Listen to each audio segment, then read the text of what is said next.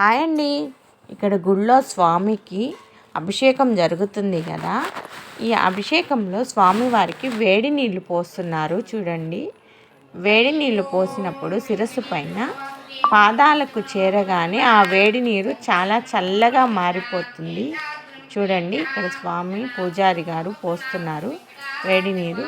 పాదాలకు చేరగానే బాగా చల్లగా మారిపోతుంది. చల్లగా అంటే ఎంత చల్లగా అంటే ఐసులాగా మారిపోతాయంట. అంత మహిమ ఉంది ఈ స్వామికి. అదే వేడి నీటిని చూడండి మళ్ళా పోస్తున్నారు మనకి చూపించడానికి. చూడండి, శిరస్సు మీద పోసినప్పుడు ఎంత పొగలు కక్కుతున్నాయో పాదములు చేరగానే అంత చల్లగా అయిపోతున్నాయి. భక్తులకు చూపిస్తున్నారు చూడండి. అదే ఇప్పుడు ఆ వేడి నీటిని నాభి నుంచి పోస్తారు. నాభి అంటే తెలుసు కదా మీకు, బొడ్డు నుంచి స్వామివారికి ఆ బొడ్డు నుంచి పూజారి వేడి నీళ్ళు పోసినప్పుడు అదే పొగలు కక్కుతూ కనిపిస్తుంది మనకి. ఇప్పుడు చూడండి, ఆ వేడి నీటితో అభిషేకం చేస్తారు. మళ్ళాను చెప్తున్నారు భక్తులకి స్వామివారి మహత్యం గురించి.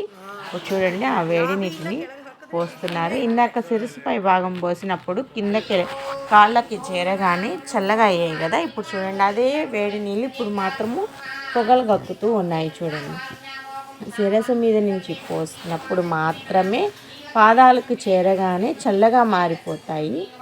కానీ నాభి నుంచి పోసినప్పుడు మాత్రం అదే వేడి అలాగే ఉంటుంది. ఇదే స్వామివారి మహత్యం.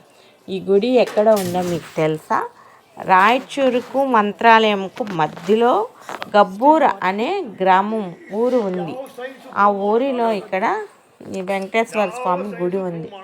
ఈ వెంకటేశ్వర స్వామికి ఎంత మహిమ ఉందో సైంటిస్టులు కూడా ఇప్పటి వరకు కనుక్కోలేకపోయారంట.